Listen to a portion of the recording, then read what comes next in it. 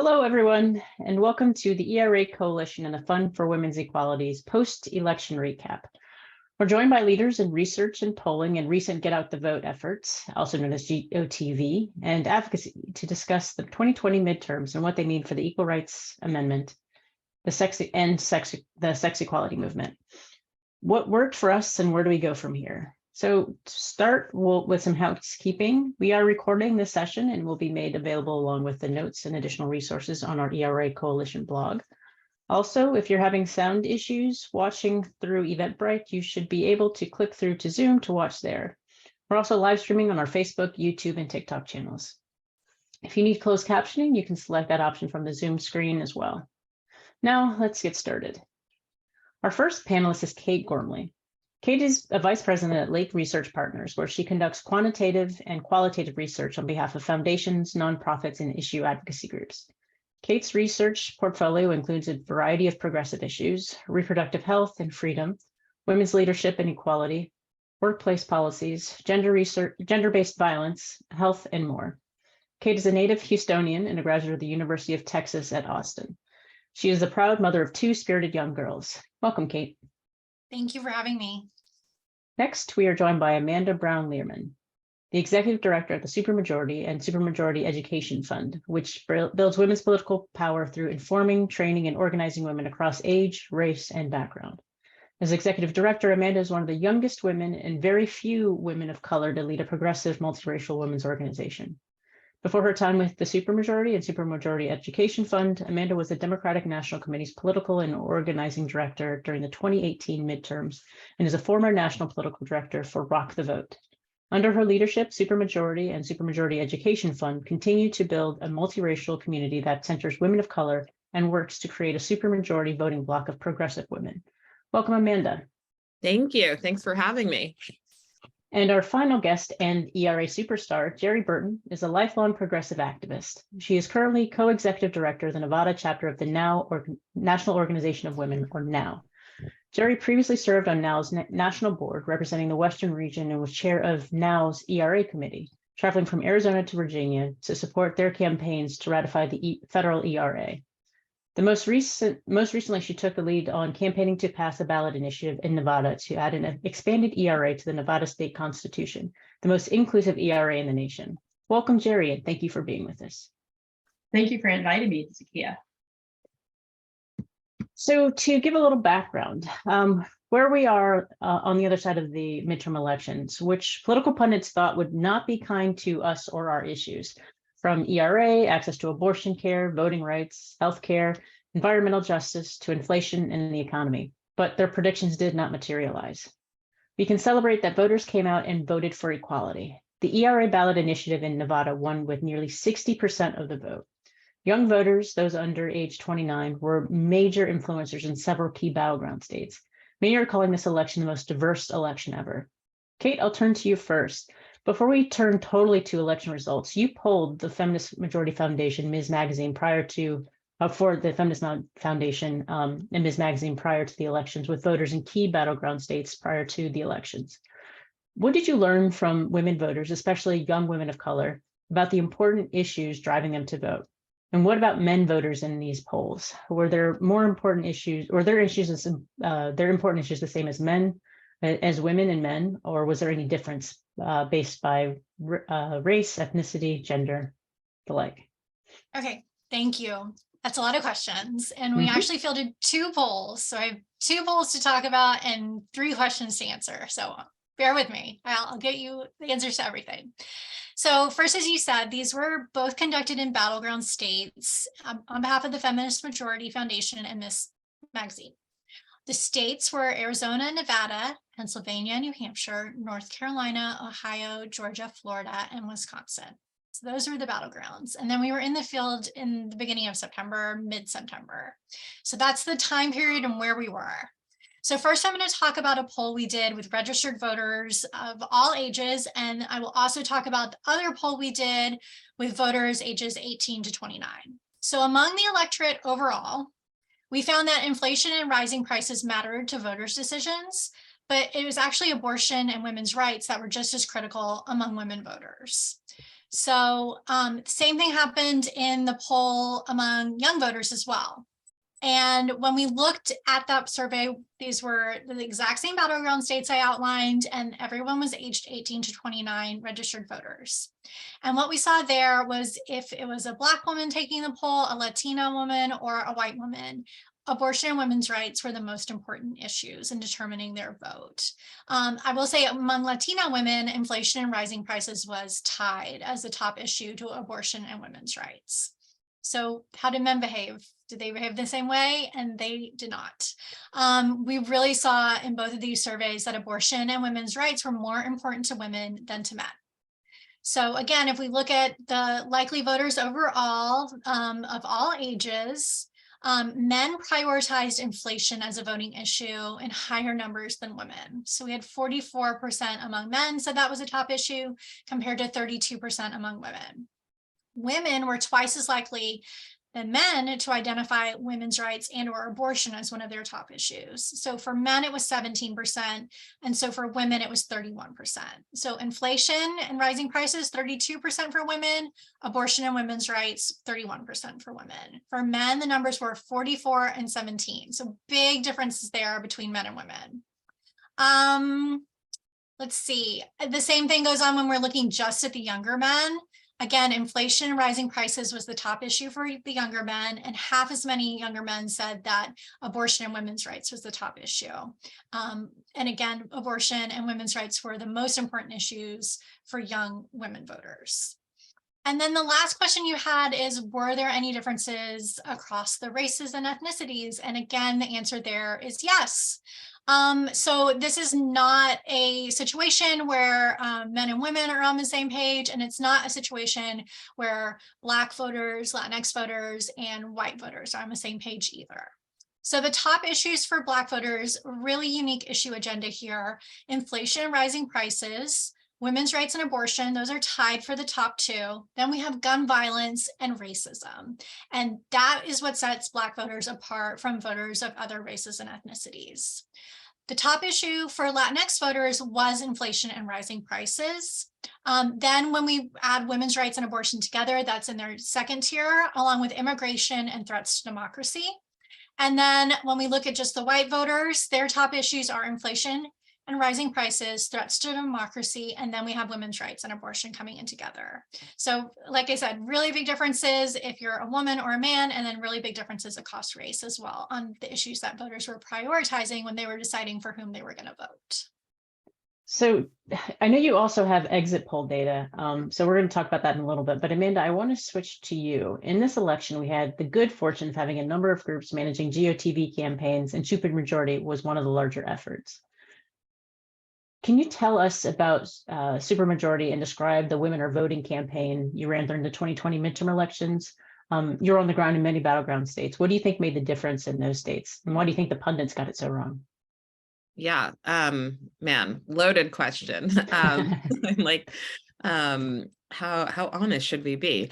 Very. Supermajority ran a campaign called Women Are Voting, largely because we knew that we needed to create, we wanted it to be a rally cry and give women in particular a place to channel their rage, their anger, the hopes even that they were holding coming out of the Dobbs decision. And so we did a little bit with the Women Are Voting campaign back in 2020. So we knew we were going to bring it back this year, but we ended up bringing it back just behind the leaked decision, ahead of the actual Supreme Court decision in the Dobbs case, again, because we knew that this moment was coming and that we needed to channel the many emotions, valid emotions that women would be feeling into a constructive way to push back, to organize, and to make sure that our voices are heard.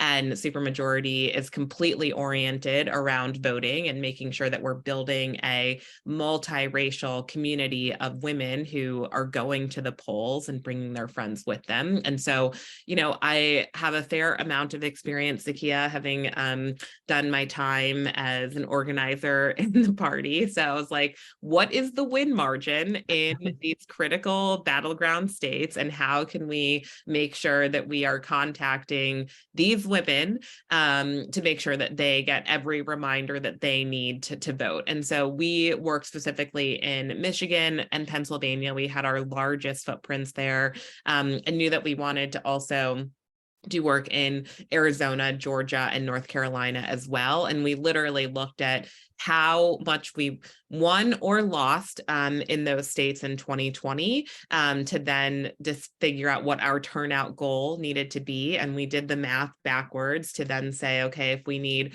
20,000 women to turn out in Michigan, then we need to contact 300,000 women in Michigan, and we need to contact them 5 to 8 times so that they get a reminder from someone that they trust. We believe wholeheartedly in women talking to other women, and built a whole program around that. And we were thrilled to work with so many incredible partners.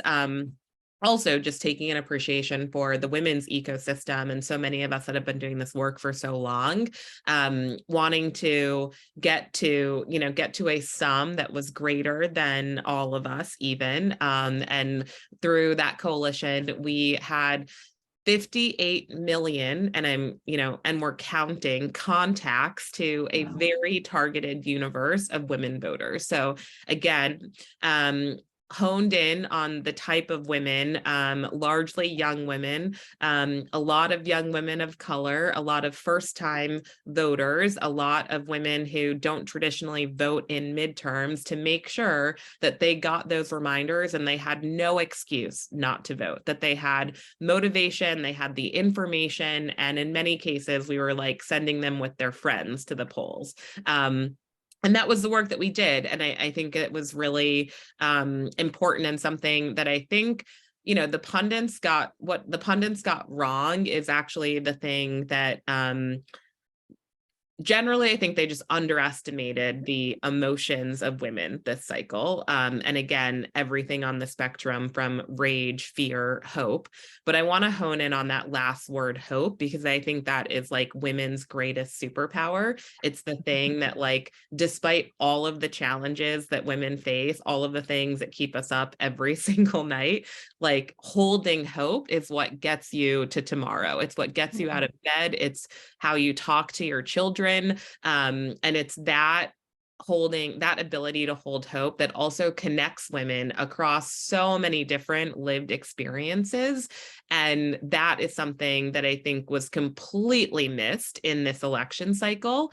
But this idea that women could come together and fight together, organize together, vote together for the world that we want, and not just, sit in this like status quo or accept where we are, or even just be mad about where we are, but like holding hope and doing the work to get to that better vision. And I think with abortion in particular, and, Kate was talking about this, abortion went from being a very polarizing issue to the question this election cycle being, how mobilizing will it be? And I would go so far as to say that it's actually a coalition building issue. And I don't think people got that until now, which is great that they're finally getting it. But well, with your help, though, I mean, that's really what it boils down to, is having organizations that see the infighting that goes on with so many different movements as like such a deterrent to our success and such a detrimental occasion. So yes, so coming together and doing all the things. And also, you all did the work on the ground to get people there. So thank you for making this election much more positive than it otherwise would be, because we know that the places where Republicans won big is because they've gerrymandered their seats. And then the places where we still have hope are the places where we're going to continue to grow and expand on our gains so far. Totally. Jerry, let me pull you. Really good to say I told you so. That never hurts, does it? Right.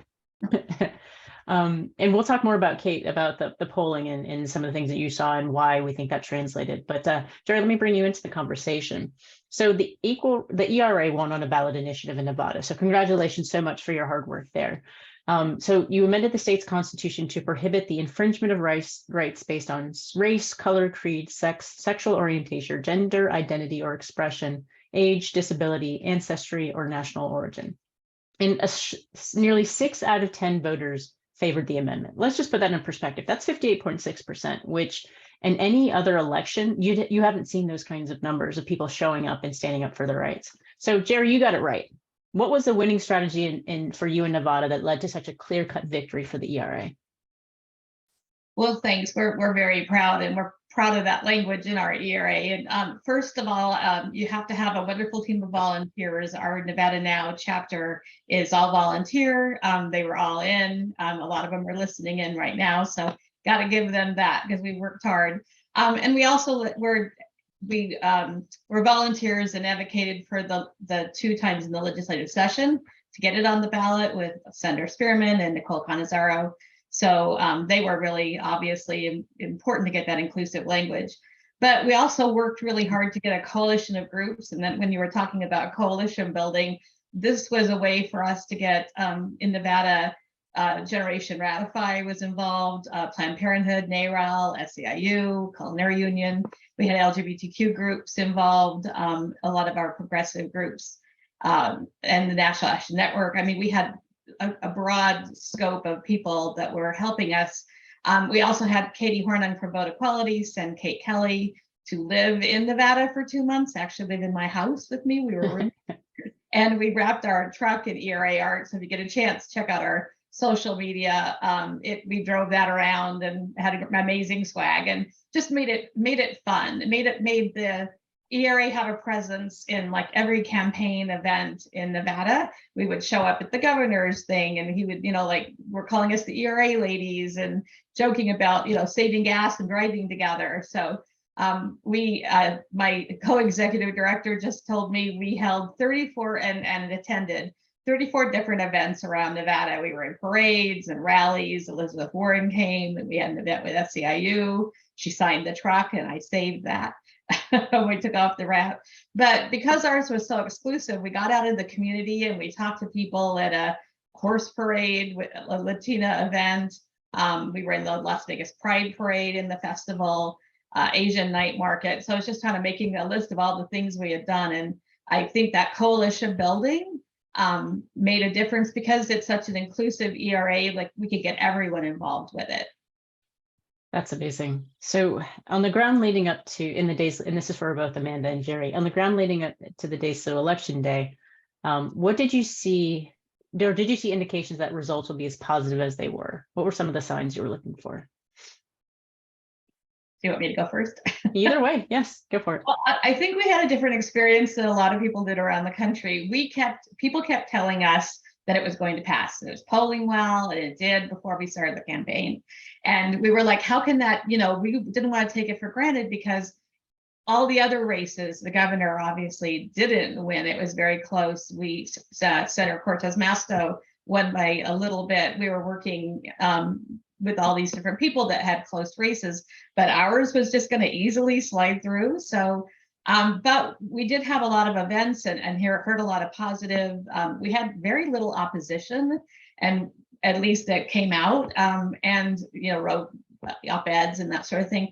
And when they did, they talked about abortion and trans rights because ours, and we would say we agree with these people. It will support, help with abortion rights in Nevada and with trans rights. So I think we had the opposite. We had everybody telling us how it was going to pass, and it did, but we didn't stop that. We didn't stop our work. We were working hard on it. So, great. But I think Amanda had a different experience. Yeah, it's interesting because I feel like the on the ground was a very different energy than the pundits or what we were hearing about on MSNBC or even in just like conversations with donors. Like I think there was a lot of despair and sort of resignation about this election cycle that it felt like you were I think many of us were constantly trying to be like, no, like I'm literally coming from a volunteer phone bank where people are asking me to make more phone calls. It's like they're doing the work, they're here, we're going to do it. And I think the signs actually go back, pretty far this cycle to just early, like registration. I mean, obviously early vote was such a good indication of what would happen on election day. And I mean, the early vote numbers from this cycle are phenomenal, with women also, like the gender gap, even in early vote numbers, is shocking in some of the battleground states. But you saw that trend start even with voter registration. There's some incredible stats around how voter registration picked up in Kansas immediately following the Dobbs decision, and that also happened across party lines to vote for that amendment. And so yes, you saw that sort of energy building. I think the other even example I would point to was in Michigan with getting the ballot initiative for Proposition 3 onto the ballot. I remember early organizing conversations where people were scared to death about getting 400,000 signatures, and then they collected over 700,000 signatures. So that was another just, I think, really helpful moment that definitely was an inclination for where we're going. And then I would say the only other sort of indicator that I think is always a good one, but is volunteers. And women, I mean, women do all the work every election cycle. Let's be clear about who are the volunteers on campaigns. But they were so fired up this cycle at a time when even myself, I'm like, I'm tired, and the pandemic has broken so many women, or has like given us reason to be broken, I should say. And yet, and it's like pandemic, and then you get hit in the face with, oh my God, we no longer have a right that we've had for generations, that people have fought for, that was codified in like in our Constitution, and now that's being challenged, and sort of the biggest slap in the gut, and yet women were showing up to volunteer. And I think for a lot of organizations, I mean, certainly Supermajority saw it, but in talking to so many of my counterparts, other folks in the Women Are Voting Coalition, folks at the ERA, like, women were showing up this cycle and demanding more. I feel like we used to, on some of our like text banks, they would go through texting 200,000 people in like 20 minutes and then be like, okay, like, where's the next list? And I'm like, I don't have another list. Those are the people. And yeah, there's just a real hunger and a lot of energy on that sort of volunteer engagement is what also always like sustained my hope, even in the like dark times of this cycle. Yeah, there's so many anecdotes out there of like moms just doing what they need to do, what they have to do to get their candidates elected, because no one else is going to do it if we don't, right?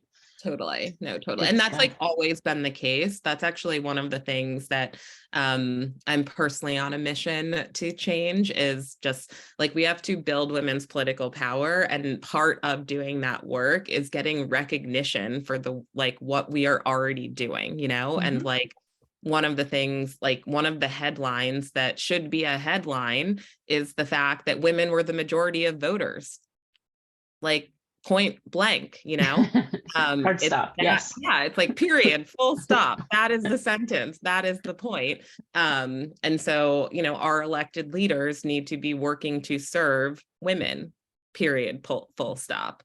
And I think part of our work, part of our charge, is making sure that we get the respect that women voters deserve.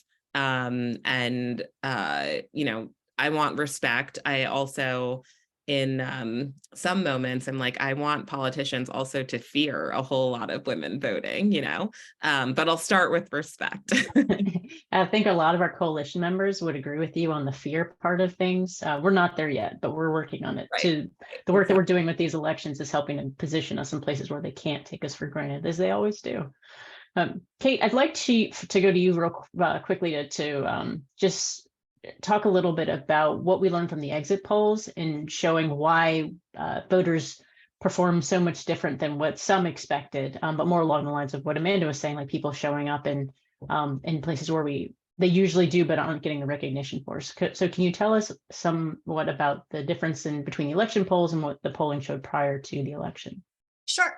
So some really quick election poll cautions. They're really great for providing insight into how core issues and dynamics shaped voters' decisions. Comparing like 2022 to 2018 helps us understand some demographic changes, but they are not as accurate in demographic turnout, especially for voters who are Black, Latinx, AAPI, and Indigenous.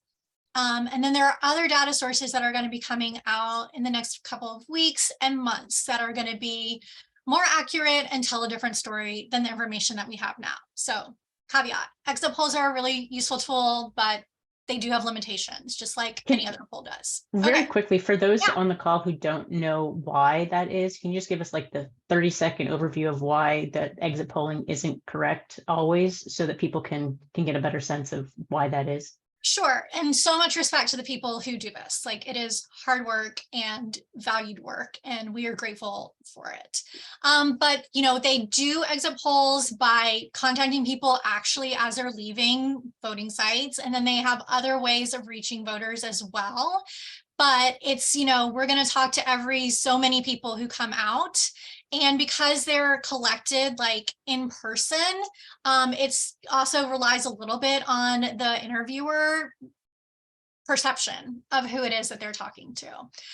So it's not like representative, it's kind of more randomized. So it's not like, if this is what the polling site looks at where we're doing the exit poll, we're going to make sure if 53% of the people voting there are women, that we have 53% of the people taking the poll who are women. It's just not precise in that exact way. Okay. Thank you. So how are things different?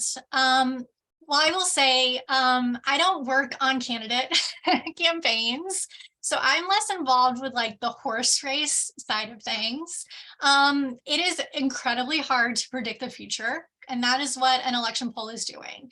It's saying, who do we think is going to turn out and show up and do this behavior on this day or in this period of time that voting is open for folks, and then how are they going to vote? So that is always difficult to get right. And we have seen in the past couple of election cycles some hits and some misses there, right? I think that's a very generous way of describing what we've seen. So I was really looking at the attitudes of what was going on. And my big question this year was, would voter support for these issues that we've been talking about translate into how they voted for candidates? And yes, in some places we saw absolutely they did, but in other places, not so much. They were bringing other things into bear. I also was really curious, is Gen Z going to turn out? As Amanda mentioned, there was huge voter registration after the leak decision, and running up to the vote specifically in Kansas of new voters. So what did that mean? We knew that they were women. We knew that they were younger based on modeling that folks were doing, but were they going to show up and turn out on election day? And as I mentioned, we're going to have a clearer picture of turnout as we get data from other sources in the coming time. I was also looking at how is abortion going to play out in California, Michigan, Vermont, and Kentucky and Montana.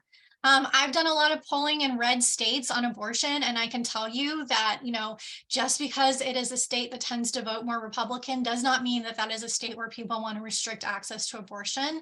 So I was thrilled to see that the voters in Kentucky and Montana delivered there. It's really about values and about personal decision-making, and that is what we saw across all of these states. Another thing I was looking at is, a lot of the fundamentals were not great, really pessimistic about the direction of the country, not feeling great about the president and how he was performing. And so what the exit polls have shown us so far is despite this intensity and feeling negative about Joe Biden and the job he's doing as president, we saw there were fewer voters who were voting to oppose Biden in 2022 than there were voters to oppose Trump in 2018. So that shows us there were many Democrats that were feeling negative or pessimistic about the direction of the country, but still sticking with the party and voting Democratic. That tells us a lot. Thank you for diving into those numbers. Amanda, Supermajority centered your organizing on the experiences of women of color. Were there successes that you want to share with us that we can build upon? Yeah, absolutely. And Kate, I think that you just named a couple of them. The values-based approach, I think, was really powerful for communities that traditionally, or like, I'm not even sure what the right language is, but in a lot of polls have given people reason to believe that, or like, we have oriented our messaging around,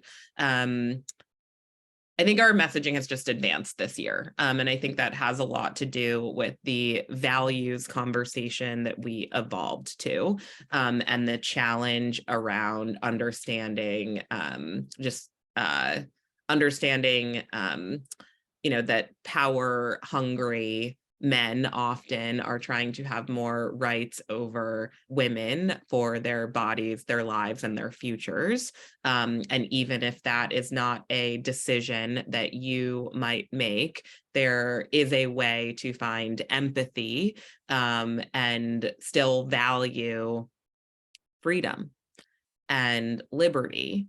And I think that sort of evolution in our messaging helped us with a lot of different constituencies, certainly with along race lines, but also I think there was opportunity there across partisan lines as well. One of the communities actually that I'm fascinated in about thinking is young women who have grown up with Republican parents.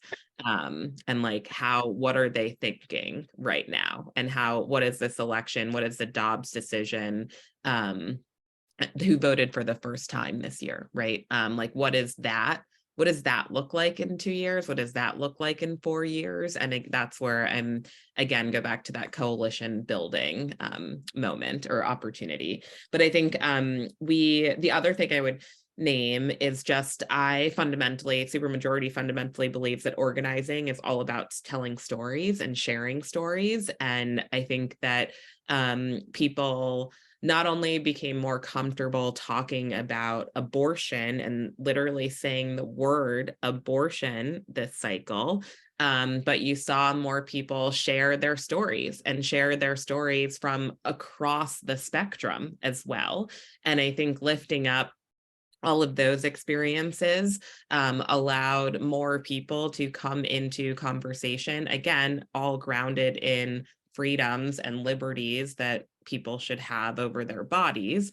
But I think that storytelling was a really fundamental, was really critical this year, and I think had brought a lot of people into the conversation, invoked a lot of empathy, and united women, again, across all of the many things that traditionally or more regularly keep us apart, right? Like where we live, how much money we have, how we grew up, what color our skin is, how much school we had, all of those sorts of traditional divisions, if you will. I think the sort of storytelling element normalize the conversation, but also normalize the experience. And there's a lot of shared synergy. People were able to connect again on that set of shared values and bring more people into conversation. So I think that element of storytelling, and I know I'm getting ahead of you, Zakia, but that's one thing that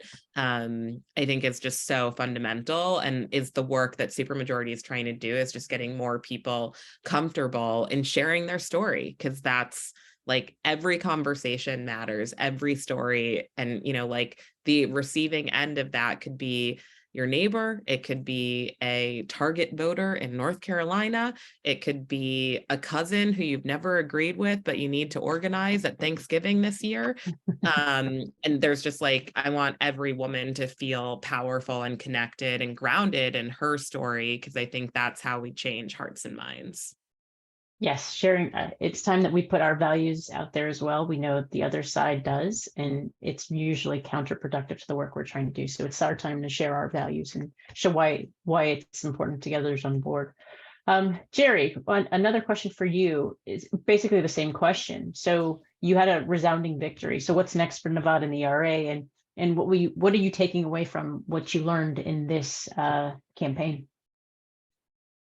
Well, we were able to keep our female majority legislature. So we're going to be working on legislation next year. We'll take a little break for the holidays and get to work on that. And we've always been involved with the federal Equal Rights Amendment. So we've been pushing we are lucky to have 2 senators in Nevada who support it and have visually done so, signed letters, made videos for us. So we'll be continuing to push in that area as well. And we've built a lot of really great coalitions. So we will be working in coalition with the people that we've been working with. And we have a lot of work to do. We're excited, but we'll take a little break and get to work in January. Great, thank you. So I have a couple of questions here, but I know we have a good number of questions in the chat. So Chrissy, we think we want to open it up to the questions in the chat, or should I go ahead with the questions we had prepared? We have quite a few questions in the chat, so we can probably pop over there, and there might be some alignment.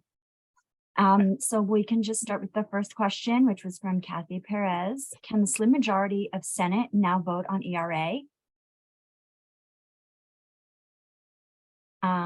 I feel like that could be a question for Jerry, who I know is working with us on our federal work. I was thinking Zakia. No. They would rather hear from you, Jerry, but go ahead. Oh, wow. Well, I as I said, I'm happy we have our 2 senators in Nevada who have been involved with that. I think we know we have to work in Georgia to get another one. So we're going to be doing some phone banking in to help in Georgia as well. And then we will be getting to work on the federal ERA. Zakia, what are your thoughts on that? The short answer is yes, there is time, but we have a very small window in which to do it, which means, and Jerry, thank you so much for uplifting Georgia. We all need to be uplifting Georgia, because if we want any of our issues to advance, we need to maintain that slim majority in the Senate. And so everyone on this call, if you are not already helping out in Georgia in some capacity, whether it's your dollars, whether it's your phone calls, your text messages, your emails, whatever it is, do the work, because we have to maintain that. Georgia is a very vital state for us to maintain that. But yes, we have a short window, and I know we're going to do another week of action soon before the Senate recesses for the year, or adjourns for the year for the session. So you will be hearing more from us about how you can get involved in that campaign. But yes, the Senate needs to do its job, and it's our job to hold them accountable. Going back to Amanda's point, they can't keep taking us for granted. And if you want to take action now, I will just add on, you can go to eracoalition.org/schedule-a-vote. And there are lots of ways to take action to contact your senators or Senate Majority Leader Schumer and ask him to schedule a vote as soon as they come back into session. Just a point of privilege there. So yes, our next question is from Karen Tracy. How do we more effectively communicate to everyone that women's rights, gender equality are economic issues and directly are connected to women's finances? I can answer that one. Yeah. Okay. So we've done surveys on this, and I can tell you that voters already get it. They are already with us, that abortion, access to birth control, equal pay, access to paid family and medical leave, all of these things are tied to economic security for people. We saw that over the summer before the election. We saw it when we just did an election survey that was in the field as people were voting in the last few days before the election. So knowing that people are already with us, a key to that is repetition. We need to say it over and over again. The way our brains work, and I've been lucky enough to work with some other consultants who've explained this to me, is that the more we hear concepts, they feel more familiar, we like them more, and so we feel more affinity for them. The more our brains can like wrap themselves around this idea of this concept. So that's why repetition is so important. So we do need to be repeating this message to kind of build that affinity, make people like it even more than they already do right now. That's what I would say. And Zakia, if I could just hop on, one of the things that really resonated with people we talked to is, again, equal pay, but also their Social Security, that women retire in poverty, that you work all those years making 25% less, then that's going to affect you in your retirement. And our ERA included age, discrimination on age. And so that was something that really resonated with people. Thank you. Amazing. Our next question is actually just a note for Amanda. What you said about hope was so spot on and inspirational. Thank you for all the hard work you did to make this happen. So that was from Sarah Evans. Sorry, my kitten wanted to help out for a second. Next question is from Joanne Gallows, who reached the Indigenous women. Yeah, there were a couple of questions in the chat about our sample and who we talked to. And hey, how come when you were talking earlier about women of different races, you like slid right over women who are Asian American, Pacific Islander, and women who are Indigenous? So let me quickly explain this. What we did when we did these two surveys is that we surveyed a full sample that's representative of the electorate across these battleground states. And then we oversampled an extra 100 Latinx voters and 100 Black voters. And then what we did is when we do that, we're able to look at them by subgroups because we have enough folks in the sample. So we take that extra and we add it to the people who are in the regular sample, and now we have enough people. So we did not do that consistently across every single racial and ethnic subgroup. So that means that we only have the people who are represented in the sample. And like, I get you, I want to know answers to, and I think it's important that we represent every voice. Like, I'm lucky enough that many of my clients do make those investments in a survey, but I do want to acknowledge that they're expensive. It is expensive to oversample Indigenous people. It is expensive to do an oversample of voters who are AAPI. And so sometimes, honestly, we can't do it. It doesn't mean that we didn't poll people. It just means that the survey sample doesn't have a large enough group of those people for us to be able to break them out. Again, that has nothing to do with how worthy their voices are, how important their voices are, how much they matter in community and in the survey. It's just a matter of numbers. And once we have small sample sizes, the margin of error gets really large and it stops being really reliable data. I hope that helps all of the questions about, you know, why this, why that, who did the interviewing. The same interviewers, you know, they're professional interviewers that we work with consistently. If it was the phone survey, it was different people calling people and talking to them live on their landlines or on their cell phones, sending them a text and getting them to complete a survey that way. The other survey with young voters was conducted online. So no one was interviewing them. They were just responding to an online survey. Okay, thank you for that. Okay, you're welcome. Our next question is from Dee Dee and also for Kate, I think. Are there any plans to do further polling in the future of this same nature? In the future, is there a way that we can focus on Ohio? In Ohio, efforts are underway to put reproductive rights on the ballot in 2023 or 24. This polling seems very important for Ohio. Your thoughts? I mean, I love polling. Like, please hire me to do more polls. That would make nothing would make me happier, honestly. And like I mentioned, you know, I do a lot of research on abortion and reproductive rights and access.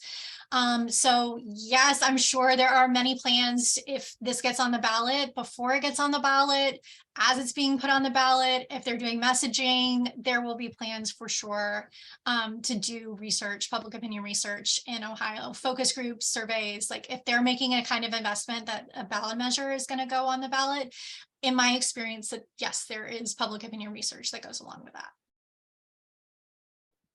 If anyone else wants to add, you're more than welcome to. Okay, our next question is from Diana, and she asks, why do you think other races were so close when this passed strongly? And she's talking about the Nevada ERA ballot question here. Well, I know in Nevada, we haven't seen the polling yet, and I'm really interested to see how young people came out. At the beginning, they think they were going to, and apparently overwhelmingly young people around the country, but in Nevada as well. We had kind of a different situation because our governor lost, and that's unfortunate because he was very helpful to us getting our legislation through. And being in the middle of a pandemic and closing down the strip, I think economically and that was a situation there. And that's why we were worried about the ballot question, because everything was polling so close.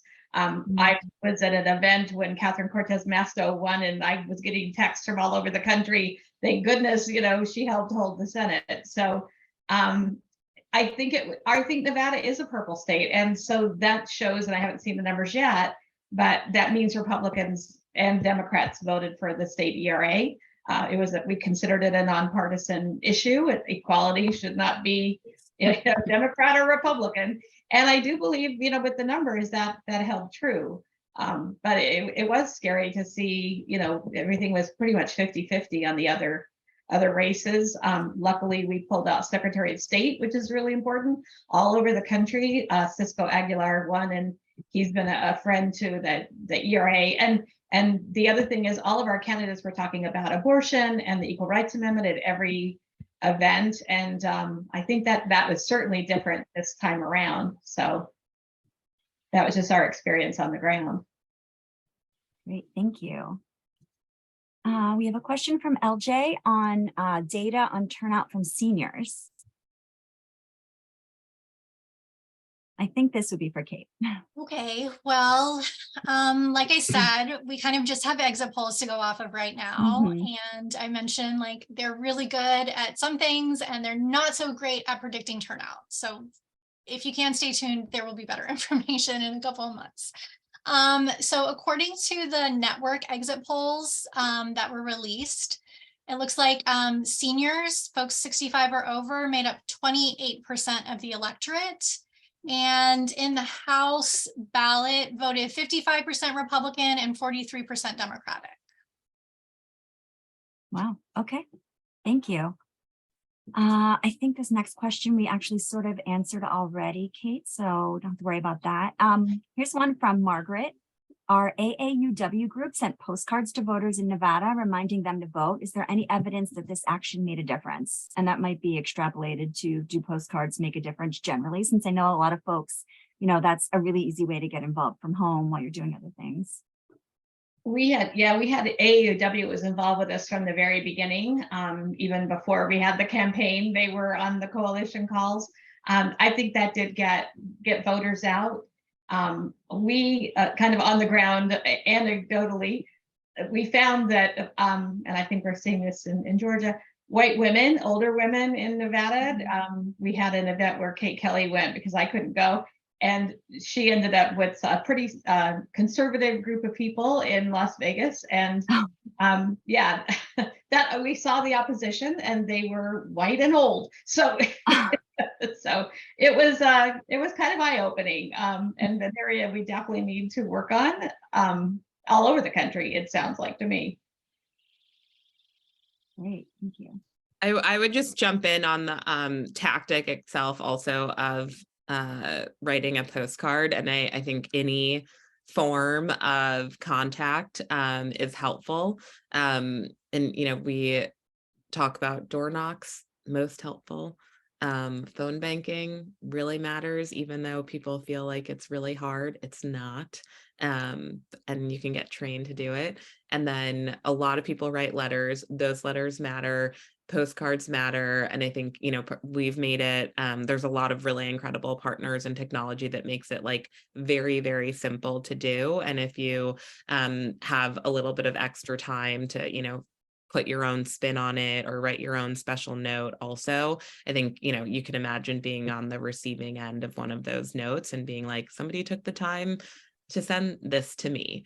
And that is just another reminder to that person on the other end that their voice matters, their vote matters, they matter, which is exactly the sentiment that we need to be getting across to more people. And I also want to point on the other spectrum, we had a lot of people writing postcards. I know Laura Campbell is listening in. She's on my board and went and spoke with a class at the community college here, the College of Southern Nevada. and had 25 students volunteer to help with postcard writing and phone banking and different ways. They did get credit in the class, but they also they came to parades and did all kinds of events with us. So one of the things we saw was when you went out and talked to a class, especially college, high school age, these young women and young people had not heard of the ERA. And once they do, they were enthusiastic and wanted to find ways to help. So I think that's when we look at the future going into 2024, I think that's a way that we can get our message out is actually going and talking in these different ways. Absolutely. Kathy did say, thanks for the update. I'm making calls for Georgia tomorrow, so she's hardcore. We have a question from Carolyn. Greetings. CA Dem Women's Caucus has been working in partnership with grassroots headquarters on Masto Mondays. So how do we keep that going for 2024? This might be a Jerry question. Amanda also took herself off mute there. Oh, okay. Perfect. Yeah, go ahead, Amanda. I wasn't aware. I was trying to kind of be clear on what the event was they were having. It's Masto Mondays, which I think is probably like phone banking Mondays where they call specifically for Cortez Masto. Oh, gotcha. So we had a regular, we called it Wednesdays with Nevada Now, and it was in person. We had it at one of our board members' house, and we would do different activities, planning what was coming up the next week, but also postcard writing, not just for the ERA, but also for candidates.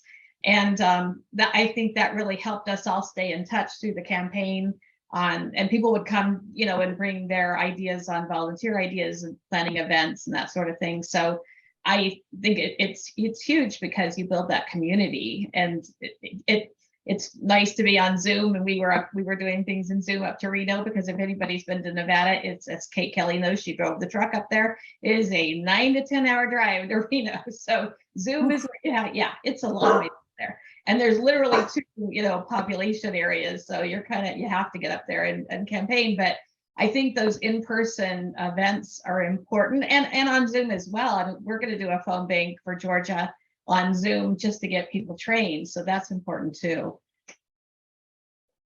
Yeah, I was going to say, I think it's a really great organizing tactic to routinize some of this. So if people are already in the habit of being anywhere or doing something at a specific time, just keep that going. And there's plenty of opportunities to keep them busy.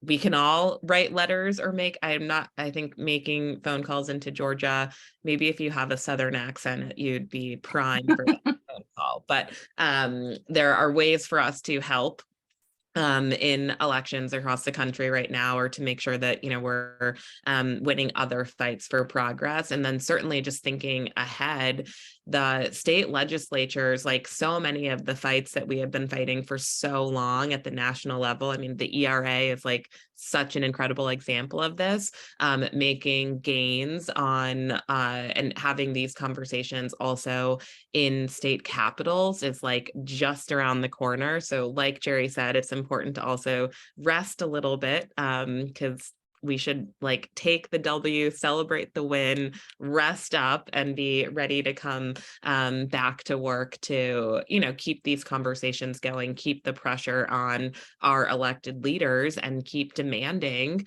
saying what we need, asking for what we need, organizing for what we need. And there will be plenty of opportunity to do that as we turn the corner into the new year.